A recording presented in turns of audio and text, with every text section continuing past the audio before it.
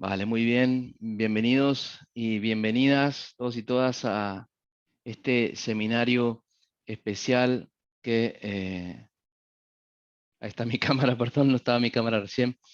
Bienvenidos y bienvenidas todos a este seminario especial que estamos realizando con Carlos Juárez, em, del Instituto para la Economía y la Paz en la sede de México. Estamos muy contentos de poder tener esta oportunidad de hablar con todos vosotros sobre em, el índice de paz y hacer algunos comentarios sobre el índice de paz. Em, Como todos los alumnos, al menos del Diplomado en Paz, de las generaciones que han habido, conocen, el índice de paz es un instrumento fundamental para poder pensar, hoy por hoy creo yo que es imprescindible para poder pensar los fenómenos de paz a nivel mundial y sobre todo los fenómenos de violencia también a nivel mundial. Pero quería contaros un poco, antes de presentar a nuestro invitado, el por qué estamos haciendo ese seminario, cuál es la razón de ello. Y es básicamente que, como saben, estos seminarios han comenzado con la intención de que podamos hacer difusión de la ciencia. Aunque a veces nos puede parecer que la tenemos muy clara, como decimos en Argentina, en realidad es poco lo que sabemos sobre muchos fenómenos, ¿no? Y me parece que es mm, de la paz uno de los fenómenos frente a los cuales más creemos saber y a veces menos sabemos, precisamente por la complejidad del término y por la complejidad no solamente del término, sino del fenómeno de la paz, ¿no? Así que em, estos seminarios de escuela abierta tienen ese fin, básicamente hablar de ciencia, en este caso ciencia aplicada, para entender algunos fenómenos, y en este caso es el fenómeno de la paz y la violencia también en México. Y tenemos un invitado que creo que no puede ser mejor, que es Carlos Juárez. ¿Qué tal, Carlos? ¿Cómo te va? Hola Leo, me da mucho gusto estar contigo y con el Instituto Iberoamericano Estudios para la Paz. Muchas gracias por invitarme, qué gusto. El gusto es todo nuestro, ya sabes. También, además, Carlos es un amigo de la casa, ha estado también trabajando con el grupo de construcción de paz. Ya nos conocemos y apreciamos mucho el trabajo que Carlos hace y el equipo que trabaja en México, el Instituto para la Economía y la Paz. Y quería hablar un poco, para quienes están presentes aquí, de eh, Carlos y de lo que está haciendo actualmente. Bueno, Carlos Juárez es investigador y facilitador en contextos de mediación y actualmente ocupa el cargo de director en el México Peace Economic Institute. Este es uno de los organismos internacionales más importantes del mundo. Es un referente, además, científico en la articulación de información sobre procesos de paz mm, a nivel mundial, el instituto que hace el índice de paz global, y en este caso México, que hace el índice de paz en México. Así que tenemos información de primera mano de un colega muy querido además por nosotros, con el que pretendemos hablar un poco de estos fenómenos de paz. Y voy a invitar a quien tenga preguntas a poder hacerlas en el chat de Facebook para irlas comentando hacia el final de nuestro encuentro. Pero quería comenzar preguntándole a Carlos, preguntándote, Carlos, ¿qué es el índice de paz? Contanos un poco para la gente que no está familiarizada digamos, con este recurso, ¿de qué se trata? Sí, gracias Leo. Les cuento también qué hace el Instituto para la Economía y la Paz, quizás es también pertinente hablar de eso. Somos un centro de investigación global y lo que miró el Instituto para la Economía y la Paz hace ya 13 años, 14 años, y es que había un vacío en las conversaciones acerca de la paz en el mundo. No había una métrica global, no sabíamos qué países tenían mayores y menores niveles de paz.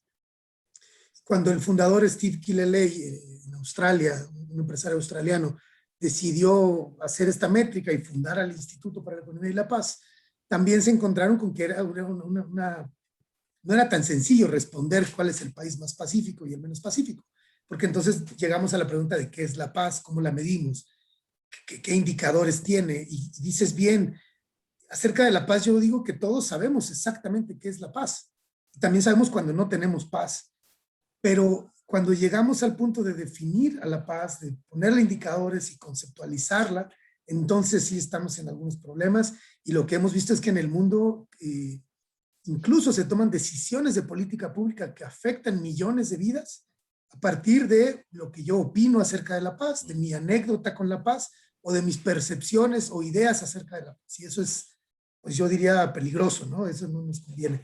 Por eso es que desde hace ya más de una década el instituto está tratando de medir la paz en el mundo, de ponerle indicadores, de tomar algunas definiciones previas ya existentes y medir a partir de eso. Todo lo hacemos basados en evidencia, datos, en alguna estadística o alguna evidencia clara.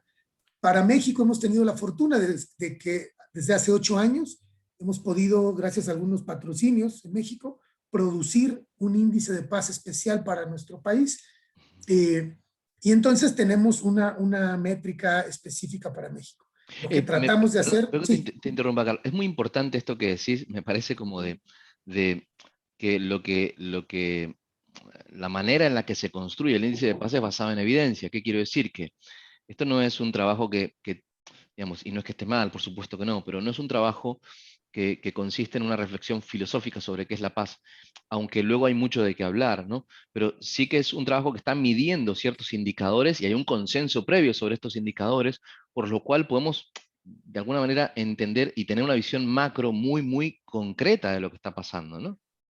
Por supuesto, y es bueno que lo menciones, porque yo no quiero decir que de ninguna manera los datos y las cifras y los porcentajes son lo más importante ni lo único. También importan, frente al tema de paz y de violencia, el sufrimiento humano, la felicidad humana, las experiencias individuales, los nombres de las personas que están sufriendo violencia, el miedo, cosas que no son tan tangibles ni tan concretas. Pero o la parte filosófica acerca de la paz, eso es importante, por supuesto, pero lo que nosotros decimos es que faltaba, antes de que el instituto se creara, faltaba esta parte métrica basada en evidencia y estadística. Y ese es el vacío que tratamos de contribuir a llenar en esta disciplina de la paz en el mundo. Y hablando un poco de este trabajo que hacen, porque lo hacen anualmente, ¿no es cierto? El índice, el Sí. Global Peace Index se hace anualmente y también el índice de paz en México, que es un país además importante en el contexto de esta reflexión que vosotros hacéis, se hace anualmente. Eh, ¿Qué sabemos de lo que ocurre respecto de la paz en México? ¿Qué, digamos, elementos principales podríamos destacar de lo que está pasando con la paz en México en el 2021?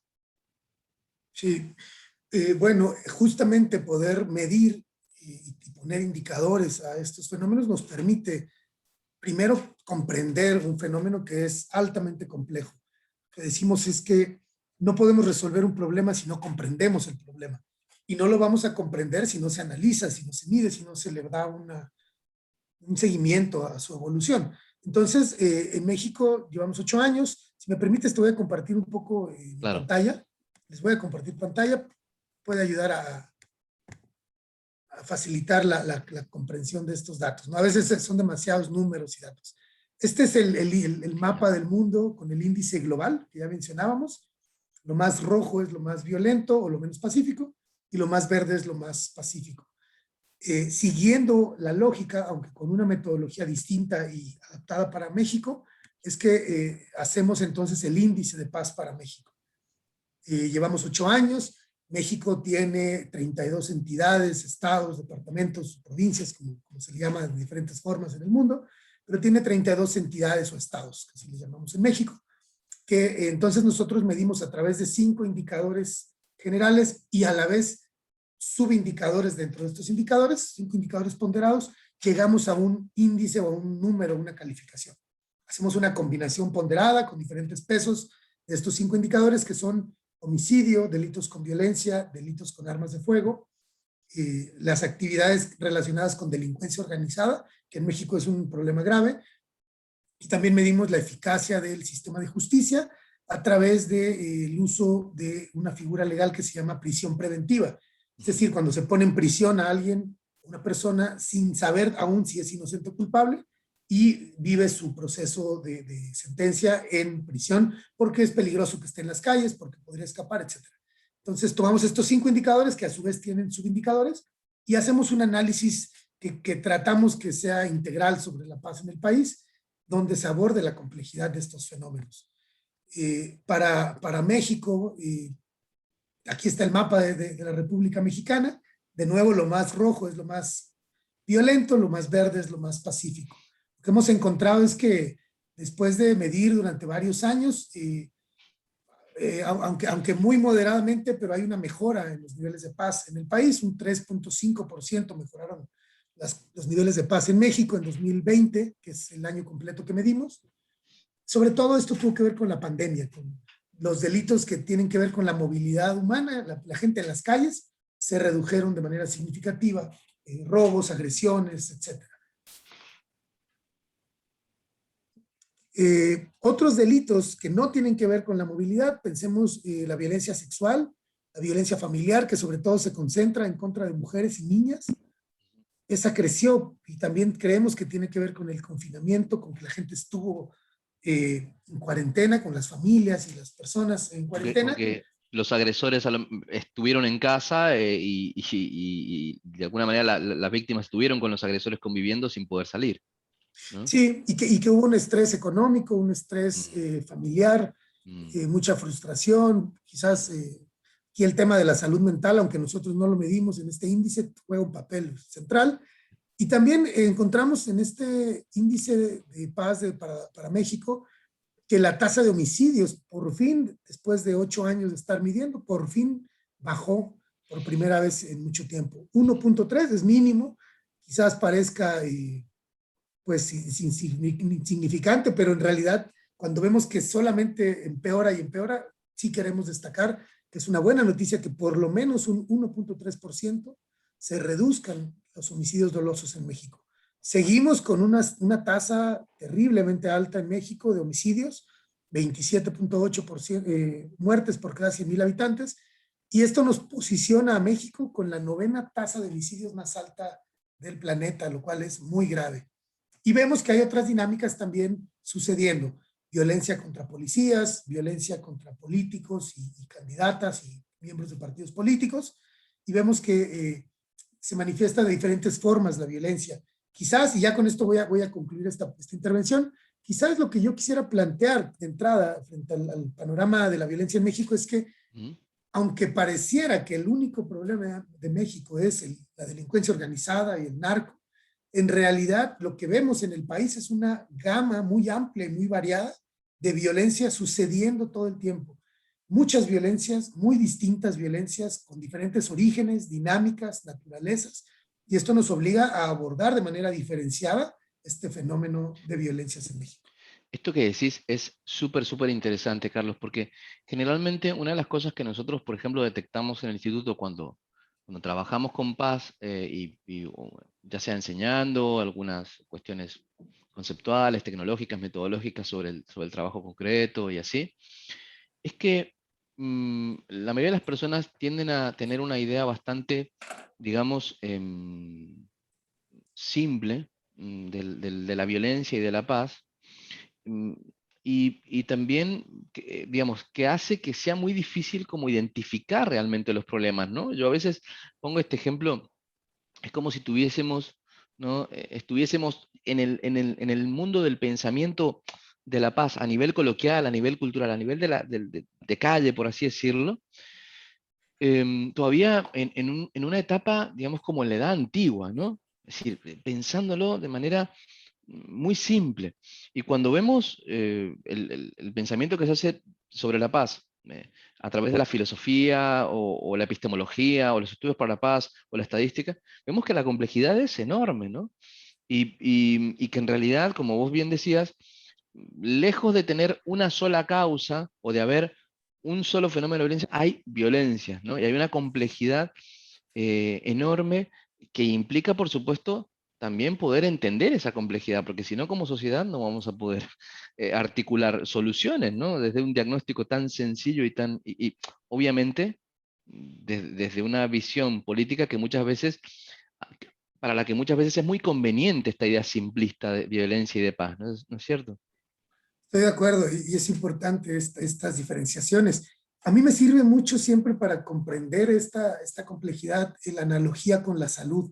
Ujú, Si pensando cuando decimos la violencia en México, es lo mismo que si yo te dijera a ti, tú fueras un médico y te dijera, Leonardo, ¿qué hacemos con mi salud? Estoy enfermo. claro, Y tú me dirías, bueno, vamos a revisar qué enfermedad tienes. Y claro, dijera, no, no, no, yo estoy enfermo en general. ¿Qué hago para estar claro, sano en general? Diríamos, ya, no, necesitamos primero entender si tu situación tiene que ver con un mal congénito, algo que tenga que ver con los hábitos de vida, de alimentación. Si tienes una enfermedad grave, que implica un tratamiento. Es decir, no podríamos decir simplemente, vamos a tratar la enfermedad o el malestar general de alguien, ¿no? Necesitamos entrar a los detalles y ver que hay cosas que se resuelven en el corto plazo, otras necesitan estudios profundos, otras son demasiado sencillas y otras son demasiado complicadas, ¿no? Unas ponen en riesgo tu vida, otras se tratan en periodos más amplios, y así es exactamente con las violencias. Hay violencias que son históricas, que tienen que ver con las estructuras, con las instituciones, con la cultura, incluso ujú, como son estas violencias contra las mujeres o las violencias ujú, que se relacionan con el género, ujú, y con grupos también de género, y otras violencias que son las que se acaparan la atención, tienen que ver con la seguridad pública. Y esas quizás se podrían resolver con policía o con mecanismos de fuerza. Eh, Ahora lo que parece es que en el mundo, en ujú, Latinoamérica y en México también, se ha abordado esta idea de que la seguridad pública es la paz. Y claro. solamente hablamos de paz cuando perdemos la seguridad pública. Y entonces, bueno, claro, la seguridad pública es importante, forma parte de la paz, pero no es toda la paz. Hay otros componentes que entran en juego aquí, ¿no? Como desde una idea muy, muy policial, por así decirlo, ¿no? De la paz y, y creo que también un poco de lo que vemos aquí en Europa, concretamente en España, es esto, ¿no? Que fenómenos de violencia son leídos desde la sociedad, a nivel de las personas, por así decirlo, los ciudadanos, pero también a nivel de ciertos grupos políticos, como problemas que deben ser solucionados a través de la policía o bien el ejército, ¿no? Que esto es una tendencia preocupante que vemos quienes estamos trabajando en esto hace tiempo, ¿no? Que es este avance de una idea pro militar o pro Uh -huh. militarización como una solución, como incluso planteada como la única verdadera solución, pero que tiene que ver, por supuesto, con una visión, digamos, incompleta de cómo funciona la paz, ¿no? Por eso es tan importante esto que mencionabas vos. Y volviendo a la analogía de la salud, concentrarnos solamente en la seguridad pública, porque es lo más evidente. Es decir, a las personas no les preocupa tanto la desigualdad Ujú, crónica de algunas sociedades, la pobreza, la marginación, la violencia de género. No les molesta tanto eso como la noticia de que últimamente han estado robando en la calle, que ha ujú, habido homicidios. Eso, claro que es importante. Pero entonces captura nuestra atención y nuestros esfuerzos la seguridad pública. Volviendo a la analogía de la salud, es como si solamente miráramos los síntomas más claro, evidentes y tratáramos de contenerlos y decir, queremos que dejes de estornudar o de toser, sin mirar allá los pulmones y tus hábitos, solamente miremos el síntoma. Eso es lo que hemos estado haciendo. Y si me permites otra vez compartir pantalla, voy claro. a algo que estamos tratando de promover desde el instituto. Tomamos estos dos conceptos de paz de Johan Galtung, la paz negativa y la paz positiva. De lo que hemos estado hablando cuando decimos seguridad pública es de paz negativa. Esta paz negativa que define la paz a partir de lo que no es negativo, por eso es negativa, no es que sea mala, ¿no? Queremos un país sin guerras, sin homicidios, sin miedo, pero pocas veces nombramos lo que sí queremos y cómo es esta sociedad a la que aspiramos. Es decir, no solamente debemos nombrar lo que aborrecemos, sino hacia dónde queremos dirigirnos, a lo que aspiramos.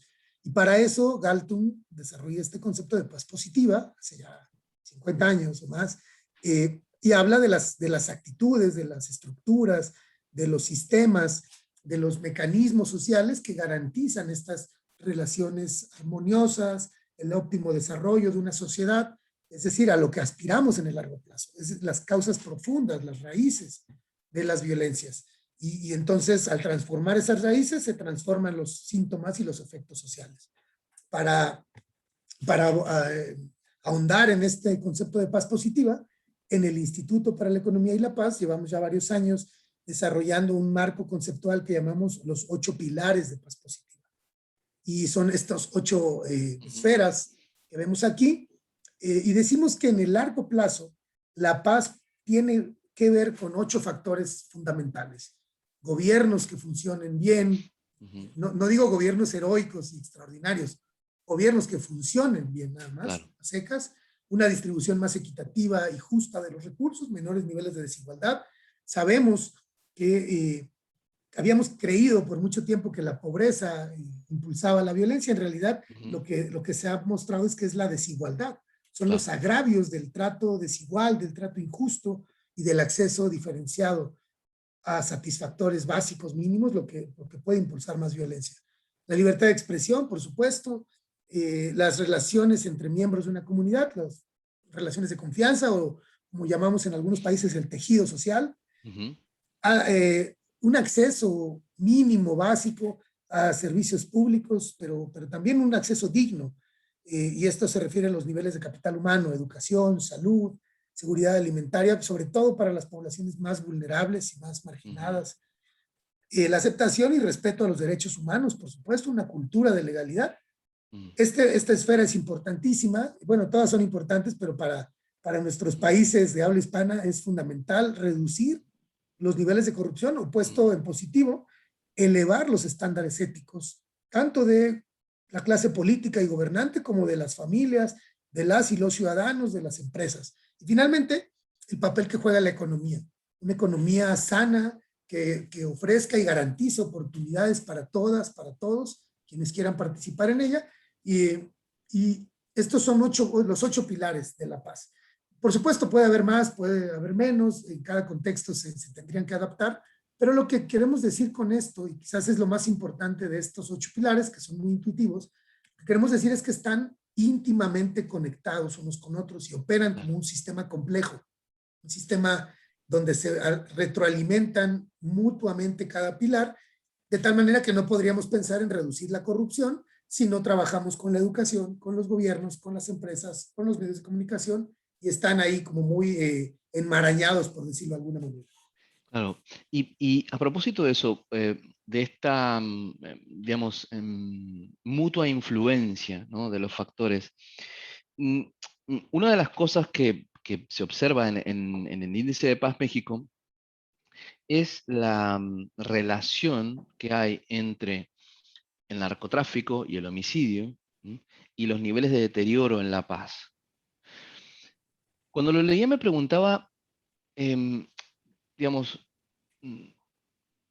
¿cómo plantear una estrategia de trabajo a corto, mediano y largo plazo en función de este problema? Es decir, sabemos siempre que en México, en general, se tiende a mirar a los homicidios como, digamos, un representante muy claro de la violencia.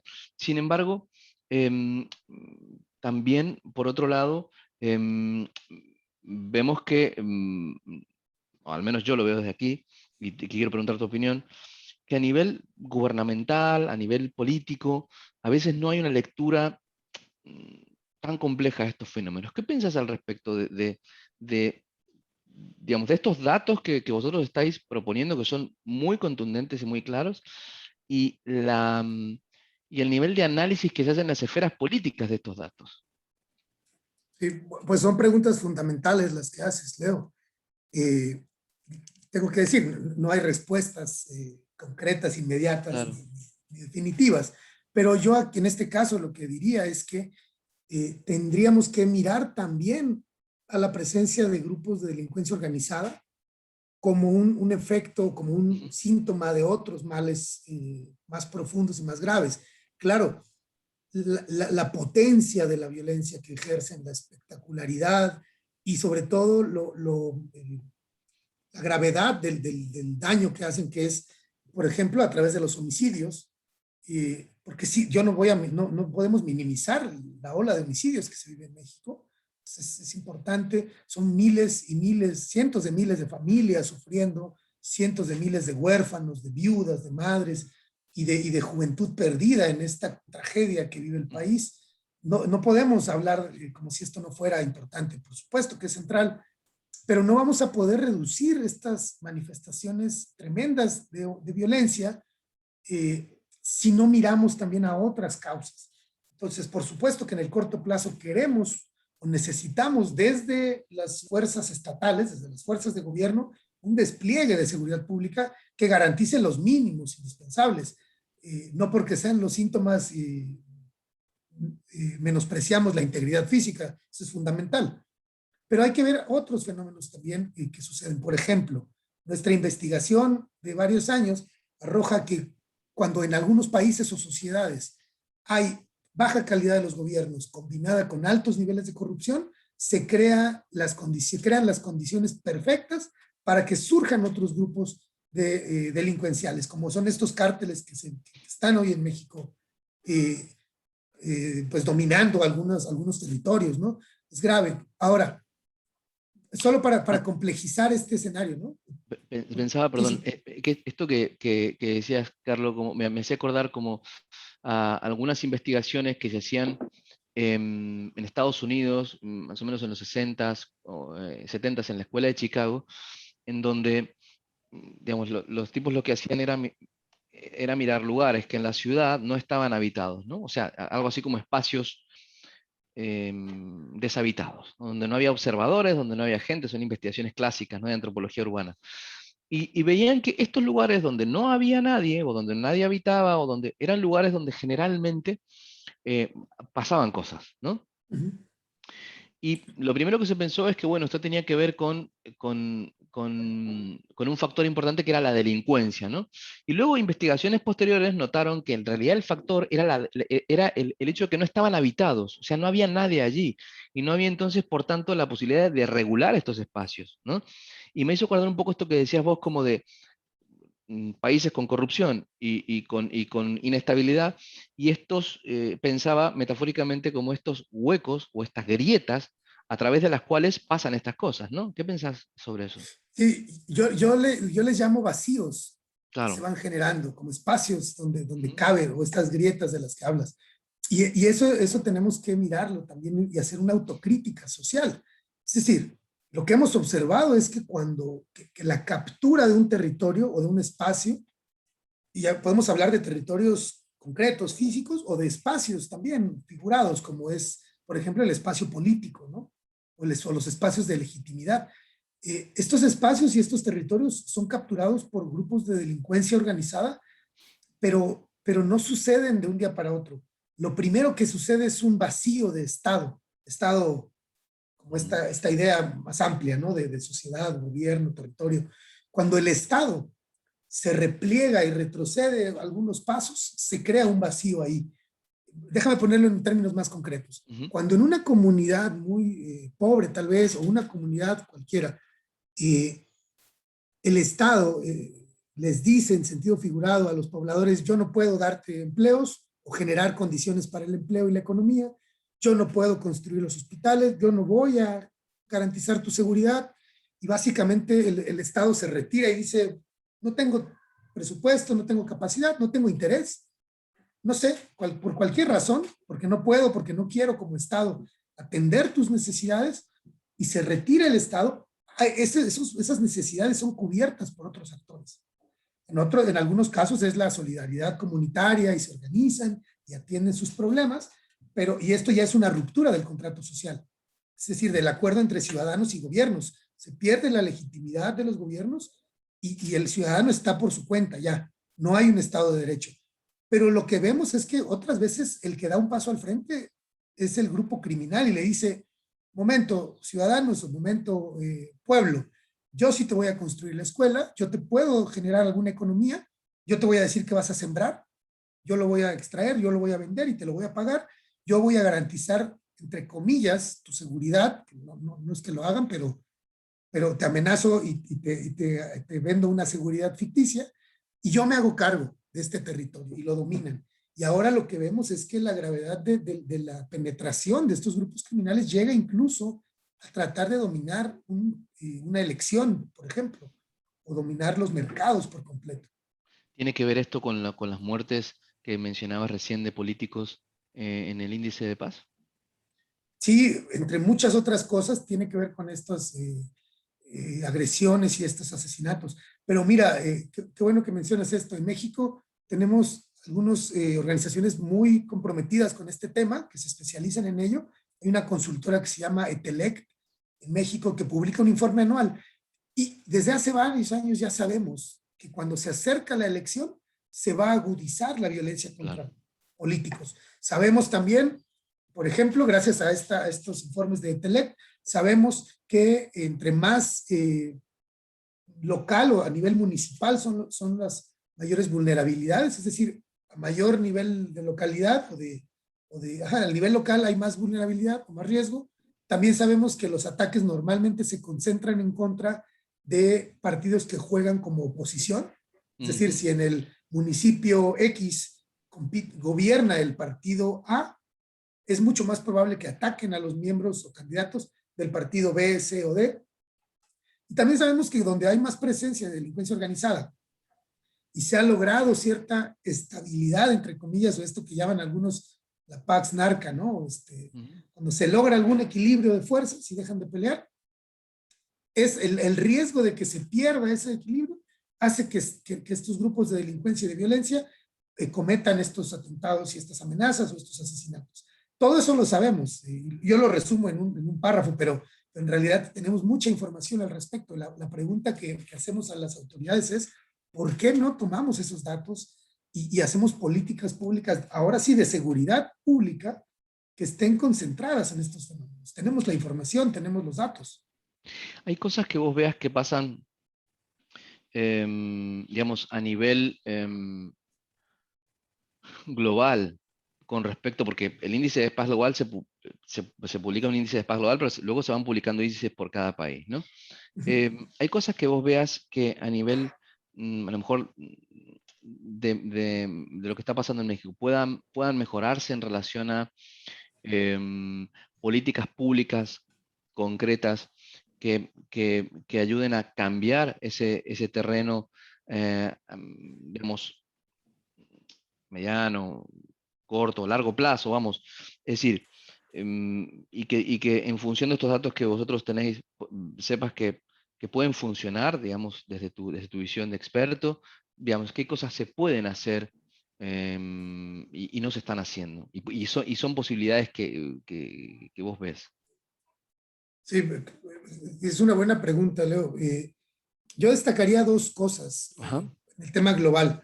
Primero, tenemos que reconocer que la violencia que más está ahogando al país, o una de las violencias más graves para el país, es esta violencia que tiene que ver con la delincuencia organizada, con los cárteles y con el tráfico de drogas, que va desde Sudamérica hasta América del Norte.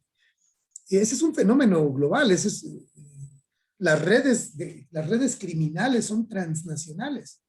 Es decir, operan desde Asia y entonces llegan los precursores químicos a México porque es más fácil sobornar autoridades mexicanas que autoridades estadounidenses, quizás, porque es más permeable la frontera.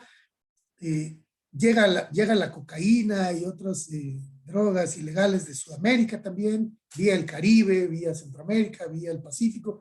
Es decir, México tiene la fortuna y la desgracia de estar colindando con el mercado de drogas más atractivo de todo el mundo. Ya ni siquiera me refiero a Estados Unidos, sino a California, ¿no? Claro. Ese ya nada más es un mercado muy apetitoso. Y entonces, lo que necesitamos hacer a nivel regional es diseñar estrategias que sean transnacionales también, porque los grupos criminales no reconocen fronteras, más que para fines prácticos, pero operan en redes internacionales, mientras que parece que los gobiernos nacionales siguen detrás, van tarde porque los gobiernos nacionales sí están limitados por sus fronteras, por sus jurisdicciones, y no hay la suficiente colaboración internacional para atender estos problemas. Pero me parece súper Sí, importante esto que decís porque tiene muchísimo que ver con otro tipo de violencias, ¿no? Pensaba, por ejemplo, en la crisis de refugiados y de muertos que hay en el Mediterráneo, algo de lo que hablamos mucho por obvias razones. En España es un problema muy, muy candente. Em, y, y cómo lo que estamos viendo también es precisamente eso, que la solución pasa por establecer políticas transnacionales, porque de lo contrario es imposible resolver esta crisis de refugiados. y algo que vale la pena mucho analizar es cómo problemas que parecían aislados o problemas que Ujú. parecían independientes unos de otros, hoy parece que se empiezan a conectar, o bueno, o que llevan conectados muchos años, Ujú. pero parece que nos estamos apenas Empezamos a dando notar a lo cuentas. mejor su conexión, ¿no? Y sí, por ejemplo, te hablo de cambio climático, Ujú. del acaparamiento de recursos naturales por parte de algunas empresas transnacionales. ¿Qué tiene que ver eso con la corrupción? ¿O qué tiene que ver eso con la delincuencia organizada? ¿Qué tiene que ver eso con la migración? Pareciera que nada, porque hay expertos para cada tema, Ujú. pero en realidad lo que vemos es que no podríamos hoy comprender la captura de los recursos naturales. Pensemos en el Amazonas, en regiones del Amazonas, pensemos en México, pensemos en el agua o las mineras en toda América Latina, etcétera. Pensemos en estos fenómenos de captura de recursos naturales y hoy vemos que están íntimamente relacionadas con las actividades de la delincuencia organizada también. Y también vemos que tenemos en el fenómeno migratorio Ujú. una primera ola histórica de migraciones en el mundo. En Latinoamérica tenemos tres puntos muy concretos: la frontera México-Estados Unidos, la frontera de Sudamérica, de países sudamericanos con México en Centroamérica, y ahora pues toda la crisis venezolana, ¿no? Que está expulsando venezolanas y venezolanos al resto del continente. Pero en términos generales, el fenómeno migratorio históricamente tenía que ver con buscar mejores condiciones de vida, con una migración económica tal vez, y luego vimos una segunda ola que tiene que ver con la seguridad. Es decir, huyo de mi lugar de origen porque no tengo garantías de seguridad ni de integridad física. En México lo sabemos muy bien, en Centroamérica también. Huyo porque mi vida está en riesgo, Claro. migro. Y ahora tenemos una tercera ola que tiene que ver con el cambio climático y con la falta de recursos naturales. Eh, Todos estos fenómenos están íntimamente conectados. Ujú. Y hoy, ya con esto concluyo mi intervención, hoy lo que vemos a nivel global también es cómo los gobiernos de los países y los gobiernos subnacionales también cada día pierden más legitimidad.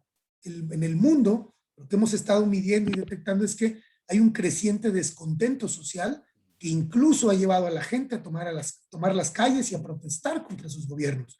Puede ser por un mal manejo migratorio, puede ser por la brutalidad policial en Estados Unidos, puede ser por la desaparición de estudiantes y la violación de derechos humanos en México, puede ser por un alza en los impuestos en Chile, puede ser puede ser cualquier causa, no importa, y a veces las causas son justificadas, otras no, a veces son contra gobiernos de izquierda, de derecha.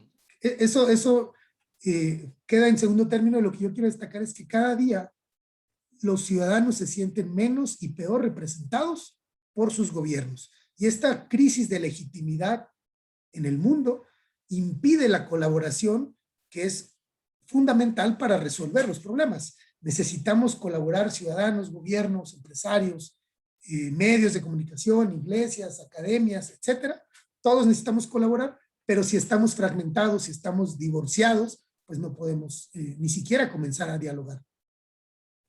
Eso es súper importante y sobre todo creo que también a veces eso es caldo de cultivo también, esta opinión dividida, esta falta de legitimidad para la aparición de otros actores sociales, ¿no? Que como medios de comunicación pagados, ¿no? Que posicionan noticias, ¿no? Que se aprovechan un poco de este caos, em, una vez más, ¿no? Y que Y por eso es tan importante, creo, que podamos, hoy por hoy, nosotros lo decimos mucho, como encontrarnos con información veraz, ¿no? O sea, hoy la información veraz no tiene solamente una función académica o científica, sino una función política, ¿no? La información hoy tiene un papel político muy importante y cuando es veraz nos permite un poco ir combatiendo, ¿no? Esta idea de lo que algunos filósofos llaman post-verdad, ¿no? Que es esta verdad muchas veces inventada a medida del gobernante o de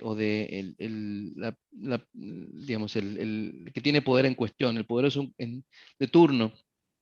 Yo pensaba recién em, en Lederach y en esta idea de Lederach de que para poder construir la paz es fundamental atender a la crisis, a lo que está pasando aquí y ahora. O sea, es imposible, como vos decías recién, solo soñar, ¿no? O sea, es importante trabajar con los problemas concretos. Y también es importante crear nexos entre las personas para poder solucionar los problemas. Pero también es fundamental poder soñar, poder pensar en un futuro. Yo creo que esto es algo que particularmente en México es un punto, digamos, de reflexión fundamental y creo que es algo que da cuenta a veces me ha parecido a mí en los trabajos que he hecho, de un gran pesimismo. Es decir, de la idea de que esto es imposible cambiarlo y que no hay otro, como digamos, no hay otro mundo posible, ¿no? Como dicen los zapatistas, otro mundo es posible, pero a veces da la impresión de que la población en general cree que no hay otro mundo posible, ¿no? Claro, hay una gran normalización de estos fenómenos y demás, pero ¿cuál crees vos? Te hago dos preguntas finales. Primero, ¿cuál es el papel, digamos, que tiene esto hoy por hoy en la sociedad mexicana, el poder pensar otra sociedad? Y en segundo lugar, desde vuestro punto de vista, ¿hacia qué horizonte, desde estos datos que arroja el índice de paz, es posible caminar? ¿Qué cosas se pueden explotar? ¿Qué sendas se pueden caminar a partir de estos datos? Yo he leído el informe y he visto que hay cosas que van bien. ¿Qué cosas se pueden mejorar y qué cosas pueden empoderar todavía más? Voy a tratar de responder a estas preguntas. Son grandes preguntas. No tengo respuestas como soluciones Ya, ya. definitivas, ¿no? Por supuesto. Pero sí, creo que vale la pena esto que preguntas porque ese es el primer paso que deberíamos dar. Quiero recuperar esto que mencionas de Lederach, de Ujú, imaginar juntos, o esto ujú, que él llama la imaginación moral, ¿no? ujú. Este concepto muy evocativo, muy poético, además. Eh, y esto que otro autor, otro filósofo que se apellida Bauman, eh, Simón Bauman, ajá, dice, sí. Zygmunt Bauman dice, para poder construir futuros juntos, necesitamos imaginarlos juntos. Ujú, Pero para imaginarlos juntos, primero necesitamos tener realidades compartidas. mm, Es decir, si tú y yo no compartimos una realidad o ni siquiera logramos ser empáticos en nuestras realidades mutuas, no podemos imaginar un futuro juntos, un futuro colectivo. Y esto viene a colación, para mí, viene a propósito de la desigualdad. Y ese es uno de los primeros retos para México. En México no podríamos hablar de un futuro compartido para 127 millones de mexicanas y mexicanos, porque las realidades son muy distintas. Yo tengo la gran fortuna y el gran privilegio de comer todos los días y llego a decidir qué quiero comer hoy o qué quiero comer mañana o esta semana, ¿no? Eh, entonces, para mí podría ser que el hambre no es un problema en México, ujú, ujú, porque yo como muy bien todos los días, ¿no? El problema quizás sea el excesivo tránsito y la mala calidad de las autopistas, porque se arruina mi coche, ¿no? mm, Esa es mi realidad. Otra persona dirá, no, yo no tengo coche, yo no tengo comida, el problema sí es el hambre, el problema sí es la falta de empleos. Pues no, el empleo a mí no me preocupa, yo tengo un negocio, ¿no? Estoy ujú, caricaturizando, ujú, por ujú, supuesto, ¿no? Estoy poniendo ejemplos. Pero a eso se refiere esto de las realidades compartidas. mm, Necesitaríamos primero trabajar por tener visiones, si no realidades, por lo menos visiones que nos permitan empatizar. mm, ¿Cómo lo vamos a lograr? Pues no quiere decir que todos tengamos que volvernos pobres o que todos tengamos que vivir de la misma manera, pero sí tenemos que tener una ética del diálogo, es decir, quiero escuchar, quiero comprender qué está pasando contigo, me preocupa qué está pasando contigo.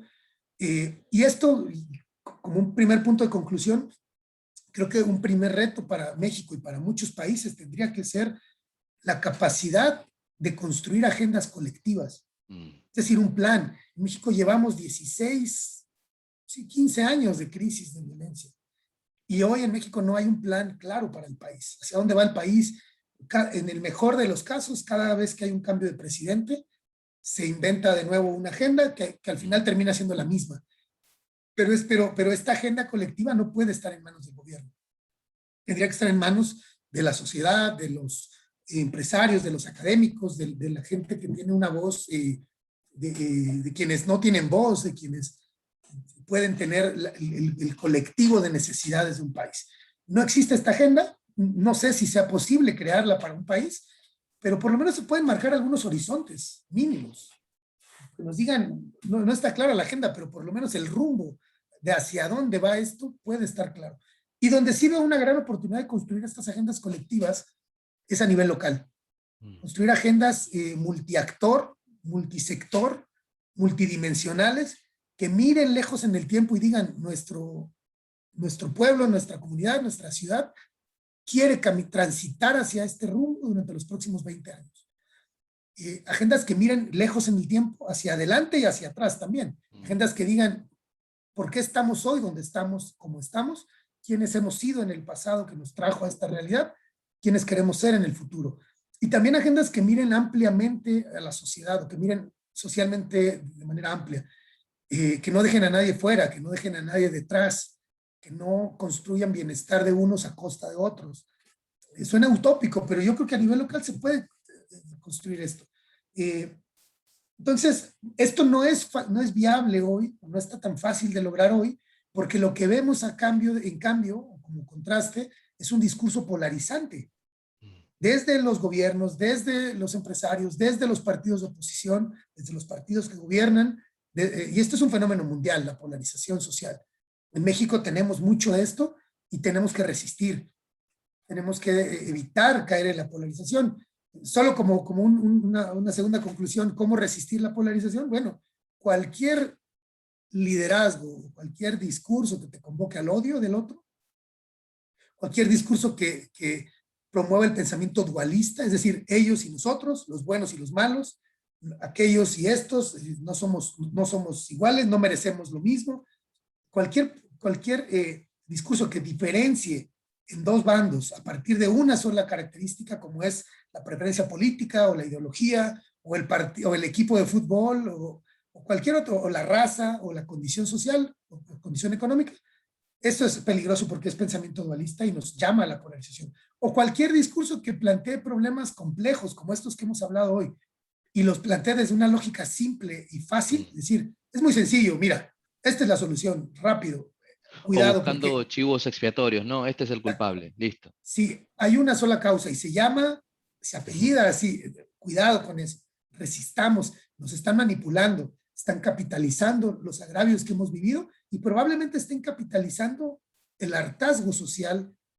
Y yo ya estoy cansado de que mis gobiernos no funcionen, estoy cansado de que los políticos no logren sus objetivos y eso se aprovecha y se capitaliza de manera política y social. Cuidado con eso.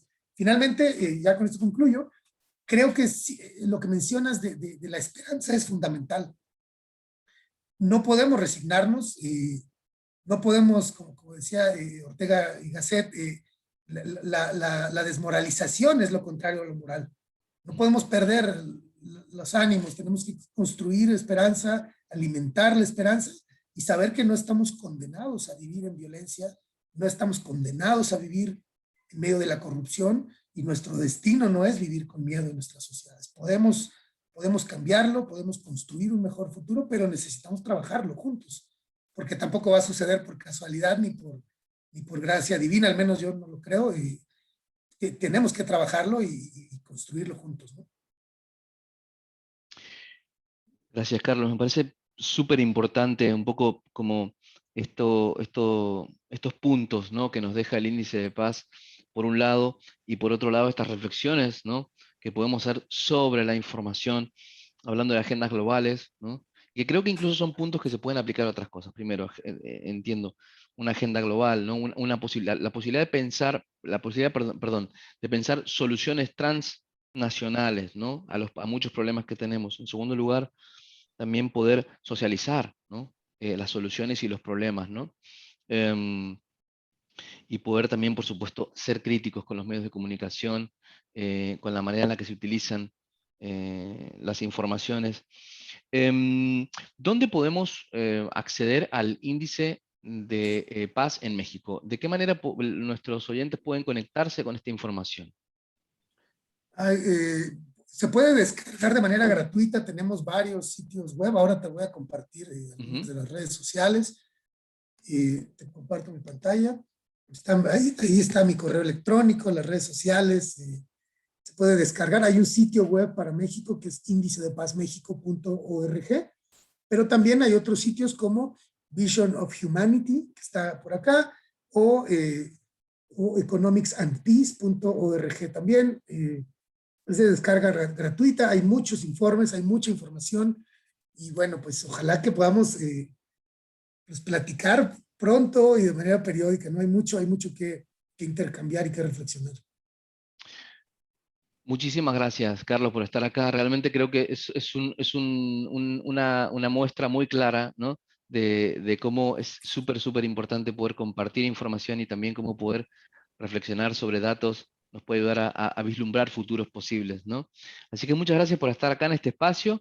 Y bueno, nada, queda la invitación a todos a poder descargar el índice de paz México y también, por supuesto, a comunicarse cuando lo hayan leído, también hablar cuál es su opinión, lo pueden poner aquí en los mensajes o incluso comunicarse con nosotros por correo o con Carlos. Así que muchas gracias, Carlos, por estar con nosotros hoy.